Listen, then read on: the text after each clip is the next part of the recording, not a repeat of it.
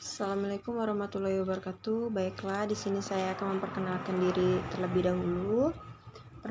Perkenalkan, nama saya G. Elekta Putri Arbilo, NIM 217010012 dari kelas 7A1 Manajemen. Baiklah, di sini saya akan memaparkan suatu materi yang bertemakan aspek pasar dan pemasaran dalam bentuk video untuk memenuhi tugas ujian tengah semester ganjil mata kuliah studi kelayakan bisnis. Dosen pengampu Bu Wisdalia Mayasari, Sarjana Ekonomi, Magister Manajemen. Baiklah, di sini saya akan memulai memaparkan materi tersebut.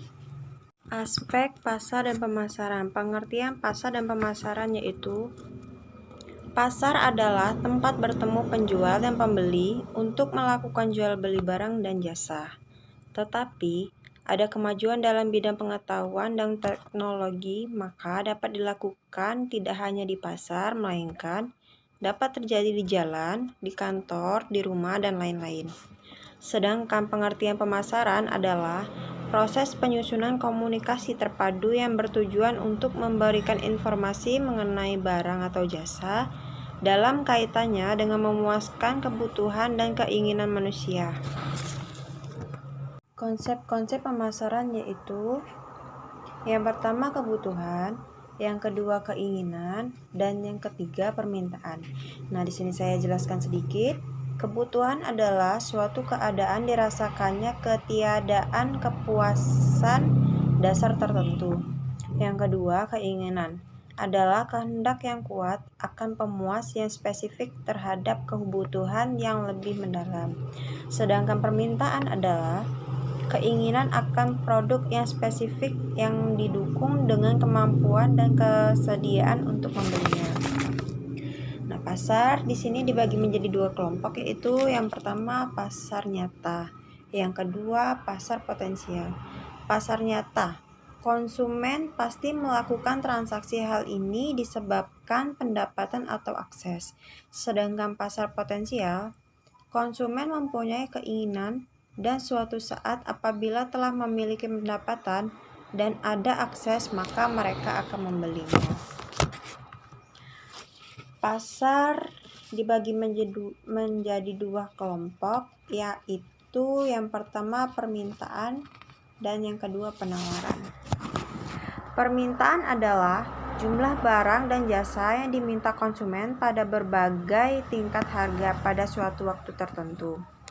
Faktor yang mempengaruhi permintaan dibagi menjadi 6 golongan, yaitu yang pertama harga barang itu sendiri, yang kedua barang lain yang memiliki hubungan barang atau pengganti, yang ketiga pendapatan, yang keempat selera, yang kelima jumlah penduduk, yang keenam faktor khusus atau akses. Sedangkan pasar penawaran adalah jumlah barang dan jasa yang ditawarkan produsen pada berbagai tingkat harga pada suatu waktu tertentu. Nah, di sini juga ada faktornya.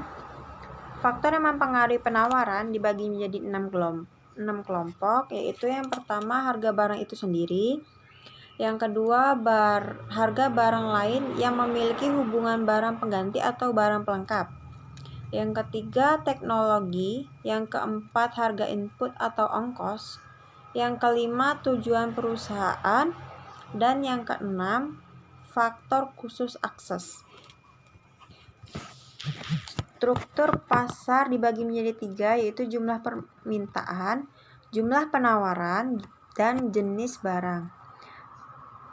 Di sini kalau kita menanamkan investasi untuk menghasilkan suatu produk atau jasa, maka pengenalan struktur pasar yang ada mutlak diperlukan sebelum produk atau jasa tersebut diluncurkan, agar strategi dan kebijakan tentang pemasaran yang diambil benar-benar tepat sasaran. Nah, di sini saya juga ada tujuan pemasaran, yaitu yang pertama memaksimalkan konsumsi, yang kedua memaksimalkan kepuasan, yang ketiga memaksimalkan kualitas hidup. Nah, di sini ada struktur pasar dibagi menjadi 4 golongan. Yang pertama, 1 pasar persaingan sempurna. Yang kedua, pasar persaingan monopolistik.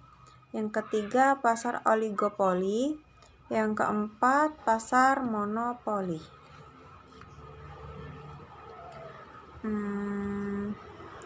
Secara umum, pemasaran dapat didefinisikan sebagai kegiatan meneliti kebutuhan dan keinginan konsumen, menghasilkan barang dan jasa sesuai dengan kebutuhan dan keinginan konsumen, menentukan tingkatan harga, mempromosikannya agar produk dikenal konsumen, dan mendistribusikannya ke tempat yang lain. Dari beberapa pengertian di atas, dapat disimpulkan bahwa pemasaran adalah upaya untuk memenuhi kebutuhan konsumen melalui pencipta produk atau jasa yang kemudian dinikmati melalui proses tukar-menukar. Nah, di sini strategi pemasaran dibagi menjadi 2 kelompok, yaitu yang pertama strategi pengembangan produk, yang kedua strategi segmentasi pasar. Di sini saya akan menjelaskan sedikit. Strategi pengembangan produk yaitu usaha untuk meningkatkan penjualan dengan jalan menambahkan barang atau jasa baru pada pasar yang sekarang. Sedangkan strategi segmentasi pasar yaitu membagi pasar menjadi segmen-segmen yang kecil, homogen, dan kemudian menyerang satu atau lebih pasar sasaran itu dengan menerapkan strategi pasar. Nah, di sini ada kegiatan pemasaran ya. Proses pemasaran dimulai dari menemukan apa yang diinginkan konsumen, mengetahui apa saja yang diinginkan oleh konsumen yang berkenaan dengan produk, kinerja, serta kualitas.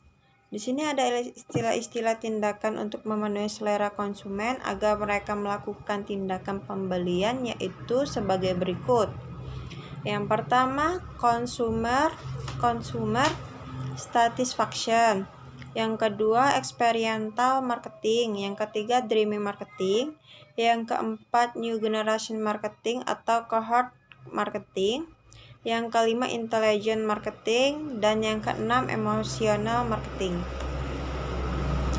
Konsep marketing yang paling dasar yaitu berusaha memproduksi barang atau jasa untuk memenuhi selera konsumen, value based, baik yang bersifat tangible maupun intangible. Nah, di sini ada tujuan kegiatan pemasaran yaitu konsumen potensial mengetahui secara detail produk yang kita hasilkan, dan perusahaan dapat menyediakan semua permintaan mereka atas produk yang dihasilkan. Perusahaan dapat menjelaskan secara umum kegiatan yang berhubungan dengan pemasaran. Hal-hal yang perlu dilakukan pada kegiatan pemasaran yaitu ada 2 kegiatan. Yang pertama, analisis pasar. Yang kedua, bauran pemasaran.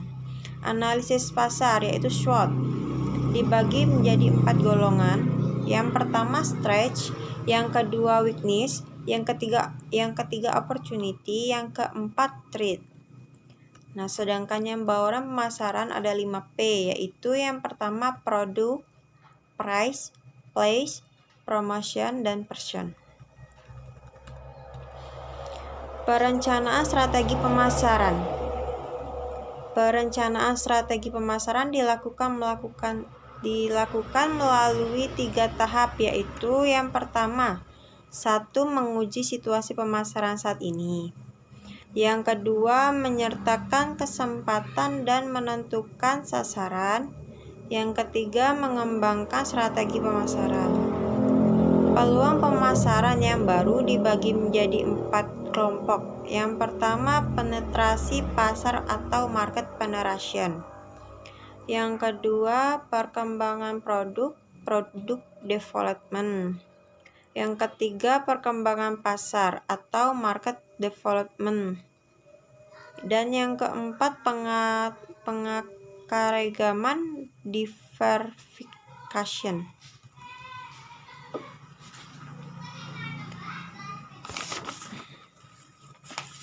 Segmentasi pasar yaitu pengelompokan pasar dibagi menjadi 4 golongan berdasarkan geografi, berdasarkan demografis, berdasarkan psikografis, dan yang terakhir berdasarkan perilaku. Memilih pasar sasaran target market yaitu pelanggan spesifik, golongan atau segmen-segmen yang diinginkan perusahaan untuk menjual produknya. Kegiatan menetapkan segmen sasaran dibagi menjadi 2 kelompok. Yang pertama, evaluasi segmen pasar. Yang kedua, memilih pasar. Nah, di sini saya akan menjelaskan sedikit tentang evaluasi segmen pasar dan memilih pasar. Yang pertama, evaluasi segmen pasar. 1. Ukuran dan pertumbuhan segmen. Yang kedua, struktural segmen yang menarik. Yang ketiga, sasaran dan sumber daya perusahaan. Nah, sedangkan memilih pasar dibagi menjadi 3 kelompok, yaitu yang pertama, pemasaran serba sama. Yang kedua, pemasaran serba aneka. Yang ketiga, pemasaran terpadu. Nah, di sini ada analisis pesaing. Analisis pesaing adalah memahami apa yang ada di benak perusahaan lain dengan cara memetakan semua ide-ide yang tersembunyi untuk masa yang akan datang. Analisis pesaing berusaha memahami perilaku pesaing dalam jangka panjang. Nah, di sini melalui analisis pesaing kita akan mengetahui 5 jenis. Yang pertama, keunggulan dan kelemahan yang dimiliki oleh perusahaan lain. Yang kedua, alasan pelanggan menggunakan produk. Yang ketiga, kita dapat melakukan komunikasi terhadap faktor-faktor keunggulan kompetitif secara efektif kepada pelanggan yang potensial. Yang keempat, menyebabkan kita berpikir kreatif dan inovatif. Yang kelima, mengetahui seberapa kategori keinginan pelanggan yang tidak terpenuhi. Proses mengkaji aspek pasar dimulai dari menilai situasi. Suatu keputusan aspek pasar harus dilandasi dengan pengertian dan pemahaman atas situasi dan perkembangan dunia usaha pada umumnya. Aspek pasar yang bersangkutan khususnya seperti yang pertama, sifat pasar, yang kedua, perilaku konsumen, dan yang ketiga, market environment. Nah, sifat pasar yang pertamanya persaingan monopoli, bebas dan lain-lain, jumlah produsen yang telah ada, dan perkiraan penambahan. Yang kedua, besarnya permintaan pasar. Yang ketiga, pangsa pasar, potensi dan pertumbuhan. Sedangkan yang perilaku konsumen adalah yang pertama, lapisan masyarakat pembeli. Yang kedua, sebab atau dorongan dan motivasi untuk membeli. Yang ketiga, kapan dan di mana volumenya berdasarkan musiman atau relatif tetap, membelinya di pasar, di toko atau di pabrik berdasarkan pesanan agen. Market environment, politik dan peraturan seperti peraturan-peraturan yang akan atau sedang diberlakukan, syarat keselamatan dan lain-lain. Sosial dan ekonomi seperti perubahan komposisi kependudukan, pekerja wanita, lokasi, nilai-nilai yang sedang menonjol. Yang ketiga, teknologi, kemajuan aspek teknologi, adanya penemuan baru mengenai proses produksi, serta peralatan yang mendukungnya. Nah, berikut ada tujuan pemasaran pada perusahaan. Yang pertama, untuk meningkatkan penjualan dan laba. Tujuan utama sebuah perusahaan dibentuk kebanyakan adalah untuk memperbesar omset, sehingga keuntungan dan laba yang didapatkan juga meningkat. Yang kedua, untuk mengurangi persaingan. tujuan perusahaan dalam membuat produk adalah mengurangi persaingan dengan menetapkan harga yang lebih kompetitif dan juga upaya antisipasi terhadap pesaing baru. Yang ketiga, untuk menguasai pasar dengan cara memperbesar market share dapat dilakukan dengan berbagai cara, baik dengan menciptakan sebuah peluang baru atau mengambil market share kompetitor lain. Yang keempat, untuk melayani pihak tertentu. Sebuah perusahaan membuat sebuah produk bisa saja memiliki tujuan untuk memenuhi kebutuhan pihak tertentu.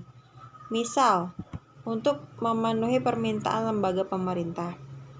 Yang kelima, untuk menaikkan jumlah produk di pasar. Hal ini perusahaan membuat produk untuk meningkatkan prestasi produk kepada pelanggannya, baik dengan cara promosi atau lainnya. Cara ini berguna untuk meningkatkan brand awareness sebuah produk. Adapun tujuan untuk pemasaran produk secara umum. Yang pertama, memaksimalkan konsumsi produk. Yang kedua, memaksimalkan pilihan. Yang ketiga, memaksimalkan mutu hidup. Yang keempat, memaksimalkan kepuasan konsumen. Yang kelima, menguasai pasar. Yang keenam, memenuhi keinginan pasar. Meningkatkan penjualan barang atau jasa. Memenuhi kebutuhan pasar. Faktor yang mempengaruhi permintaan suatu barang. Setidaknya ada 6 faktor yang menjadi penyebab naik turunnya permintaan suatu barang, yaitu yang pertama, harga produk barang. Yang kedua, harga produk lain yang relevan. Yang ketiga, selera. Yang keempat, jumlah produk. Yang kelima, pendapatan. Dan yang terakhir, faktor khusus. Nah, kita bisa melihat aspek pasar dan pemasaran melalui hal berikut. Yang pertama, potensi dasar. Yang kedua, jumlah konsumen potensial. Yang ketiga, daya beli masyarakat. Yang keempat, segmentasi. Yang kelima, situasi. Dan yang terakhir, manajemen pasar.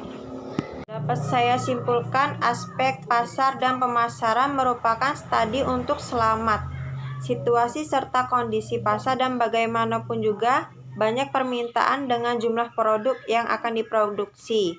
Pada zaman sekarang, jumlah persaingan pasar membuat studi kelayakan bisnis sangat dibutuhkan. Adanya studi kelayakan dan pertimbangan-pertimbangan yang terjadi akan membuat bisnis berjalan sesuai dengan harapan. Nah, itulah tadi hasil pemaparan materi yang bertema aspek pasar dan pemasaran yang telah saya paparkan. Kurang lebihnya saya mohon maaf. Saya akhiri, wabillahi taufiq wal hidayah. Wassalamualaikum warahmatullahi wabarakatuh. Sekian dan terima kasih, Bu.